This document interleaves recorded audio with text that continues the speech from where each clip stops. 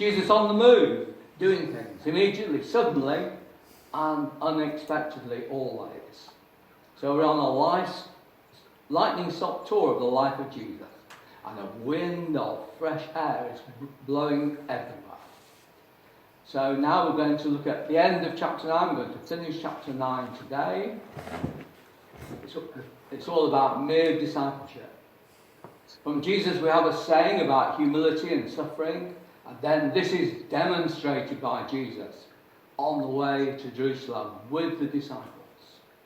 Jesus' aim is to inculcate in them, to produce in them, to form in them the great good attitude of humility. And Jesus is warning them about pride, how dangerous it is. He teaches them to give mercy and forgiveness to others. And we have an extended commentary on self-denial and cross-bearing. So now let's ask our friend Michael to read the first one, which is verses 30 to 32 of Mark. Jesus again foretells his death and resurrection. They went on from there and passed through Galilee. He did not want anyone to know it, for he was teaching his disciples, saying to them, "The Son of Man is to be betrayed into human hands, and they will kill him. And 3 days after being killed, he will rise again." But they did not understand what he was saying, and were afraid to ask him. So Jesus announces his impending fate, which also gives an example of a life of service, as we're all called to be disciples and be servants. This is the last reference to Galilee in this gospel before the resurrection. He now turns from Galilee and sets his face for Jerusalem. In the words of Luke's gospel, when the days drew near for him to be taken up, he set his face to go to Jerusalem. He set his face to go to Jerusalem. I think one translation has set his face like a flint to go to Jerusalem. This is the shortest and the least specific of the 3 passion predictions, telling his disciples all about his impending death, which they didn't understand at all. Irony, God speaks so clearly to the disciples here, yet the meaning escapes them. They're full of ignorance and fear. Do we truly understand, believe, and follow Jesus? Could Flo read number 2, please, which is 33 to 37. Mark 9. Who is the greatest? When they came to Capernaum, and when he was in the house, he asked them, "What were you arguing about on the way?" But they were silent. For on the way they had argued with one another about who was the greatest. He sat down, called the 12, and said to them, "Whoever wants to be first must be last of all, and servant of all." Then he took a little child and put it among them, and taking it in his arms, he said to them, "Whoever welcomes one such child in my name welcomes me, and whoever welcomes me welcomes not me, but the one who sent me." Thank you. So Jesus had just spoken about humility and suffering.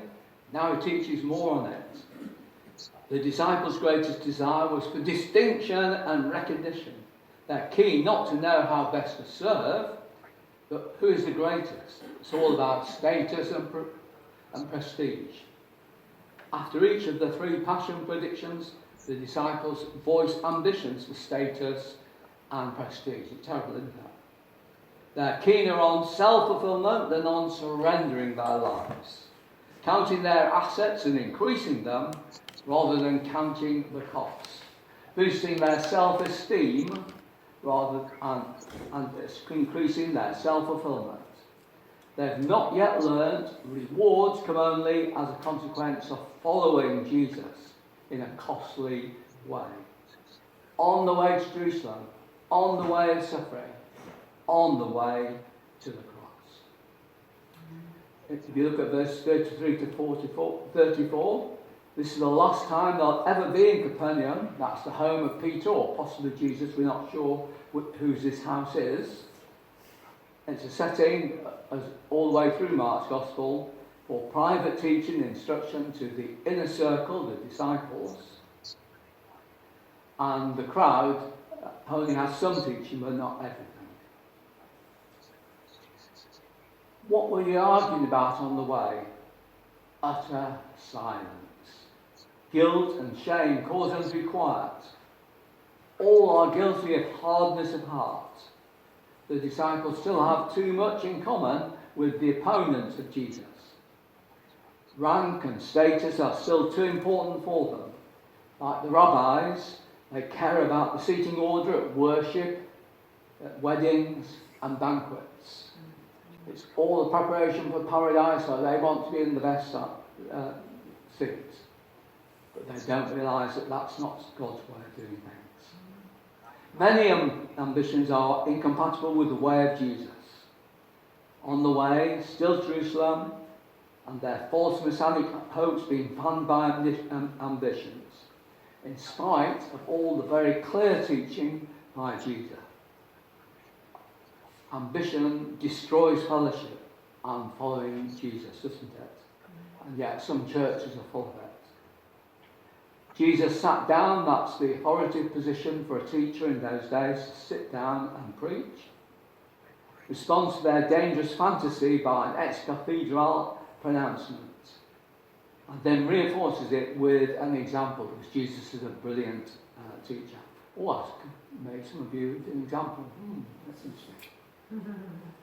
Subservience is central to his thoughts, totally different from what our society, what the world wants and desires. So Jesus teaches them a new model, the model of servanthood, humiliation, on the road to the humiliation of the cross at Jerusalem. This is where Jesus' teaching differs most from the teaching of the world. That's his key teaching on greatness. He does not so much repudiate greatness and prominence as redefine what it really means, those things. Be great in the things that really matter to God. Giving is important to God. Servants have the best opportunity to give. Be great in the things that really matter to God. Servant, diakonos, which we get the word deacon from. Waiter at table. All about personal devotion to the master as opposed to a slave who has to do it. But for the Greeks, all serving and service is demeaning and undignified.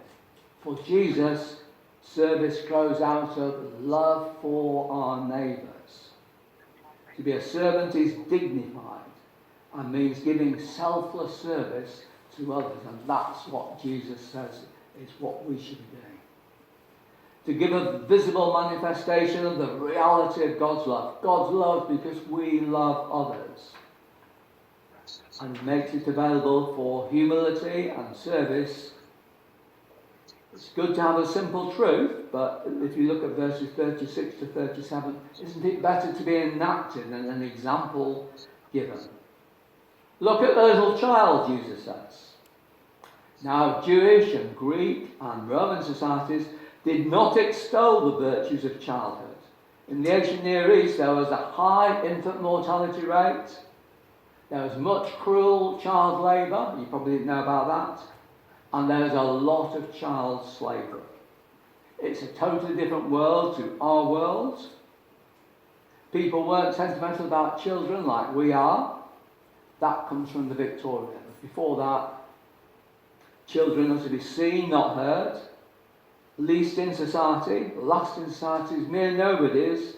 They are the not yet arrived people, because they'll suddenly change when they get to 13. Hence the subtle, surprising conclusion from Jesus. And I believe somebody's going to read something for me, and everybody, for us all. Mark 9:38 to 42, another exorcist. John said to him, "Teacher, we saw someone casting out demons in your name, and we tried to stop him because he was not following us." But Jesus says, "Do not stop him, for no one who does a deed of power in my name will be able soon afterwards to speak evil of me. Whoever is not against us is for us. For truly I tell you, whoever gives you a cup of water to drink because you bear the name of Christ will by no means lose the reward." because he is not following us. Us. As is usually in Mark's version, it's the fullest account in the 3 first Gospels. What constitutes true membership in the community it's all about. Can it be for those who are outside the 12? Now, Jesus is more broad-minded than the sectarian disciples. Being in the inner circle can have lots of problems and bad effects on people, especially an elitist attitude to this exorcist. Shows that John still, even now, sees the call to discipleship as a call to entitlement, privilege, and not a call to service. Look at the irony of the charge, because he was not following us. His poor attitude. He should be saying, oh, he's not following Jesus, that might do. But he says, us. What does that mean? He's inflated self-importance, isn't it? He's saying, they should follow me as well. Us includes me, doesn't it? Do not stop him, Jesus says. For no one who does a deed of power in my name will be able to soon afterwards speak evil of me. Jesus was more inclusive than disciples. Whoever is not against us is for us. Only at the cross, the resurrection, will full evidence be presented and decisions will have to be made there. But still now it's a season of grace. And God is fully aware of the humblest act of kindness, and he will reward it, as we see. So now it's number 4, which I believe Jean's in charge of. Mark 9:42 to 50. If any of you put a stumbling block before one of these little ones who believe in me, it would be better for you if a great millstone were hung around your neck and you were thrown into the sea. If your hand causes you to stumble, cut it off. It is better for you to enter life maimed than to have 2 hands and to go to hell, to the unquenchable fire. And if your foot causes you to stumble, cut it off. It is better for you to enter life's lane than to have 2 feet and to be thrown into hell. And if your eye causes you to stumble, tear it out. It is better for you to enter the kingdom of God with 1 eye than to have 2 eyes and to be thrown into hell, where their worm never dies and the fire is never quenched. For everyone will be salted with fire. Salt is good, but if salt has lost its saltiness, how can you season it? Have salt in yourself and be at peace with one another. The little ones who believe in me are disciples. Common, ordinary disciples are of supreme value to Jesus. He calls them elsewhere the poor in spirit, doesn't he? It's a sober warning about inhibiting, injuring, or destroying the faith of simple, ordinary disciples. If any of you put a stumbling block, that's cause them to sin, destroy those their faith, cause them to fall away from God, then your punishment is calamitous. Millstones were so large that only beasts of burden could turn them, and so grind the wheat or barley. So it's like having, I suppose, something really heavy tied around your neck, so you go when you're thrown into the sea. Jesus often uses vivid imagination in his teaching. Jews, of course, feared the sea. The Phoenicians loved the sea. They got to Cornwall and the tin mines. But Jews dreaded drowning especially. So this is powerful teaching. We see the finality of God's wrath against spiritual pride. Next he goes on to describing endangering yourself as well. Hacking off bodily parts that cause you to stumble. Of course it's metaphorical, and it's a good example of Jesus' hyperbole sometimes when he teaches. Now bodily mutilation and masochism are a big no-no in Judaism and in the Old Testament. So it's obviously metaphorical and not literal. And the body is a manifestation of spiritual reality. God created us to have a physical body, and he said things involved in that body are important. That's why it's very important that we don't sin using the physical body, just as much as our mind and our thoughts. And you tested the spiritual and eternal consequences of bodily acts. Mind, body, spirit go together. The body and what it does is very important in Christianity. And God is more important than the things we find so indispensable. The uncompromising offence of the gospel and the authority of Jesus are seen here. But above all, how unworthy we are, but how fantastic the kingdom is. It surpasses absolutely everything else.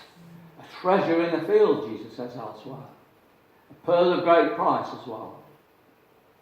So he has a strongest possible warning against trivializing the call to be a disciple. We are charting eternal destinies for ourselves, so let's be very careful. This background here is probably the temple and sacrifice, particularly the burnt offering, where everything went up in smoke. Paul says in Romans 12, I appeal to you, brethren, by the mercies of God, to present your bodies as a living sacrifice. That's a burnt offering. Holy, acceptable to God. That's your spiritual worship. Don't be conformed to the world, but be transformed by the renewal of your mind. That by testing you may discern what is the will of God, what is good, what is acceptable, and what is perfect. Father, as we listen to your word and see the seriousness of Jesus' teaching, we ask you to impress it on our mind and our hearts and everything. And Lord, let us take on board that we are here to serve, called to serve, and it's all about humility, not about status and being highly exalted and loved by you. It's about serving you and serving others, loving the Lord with all our heart and mind and soul, and loving others. Amen. Amen. Thank you for joining us today. We hope that you found that sermon helpful and would like to join us again on another Sunday. In the meantime, you'll find resources available at our website, on YouTube, so please do take the opportunity to have a look. But let's hope to see you soon. God bless you.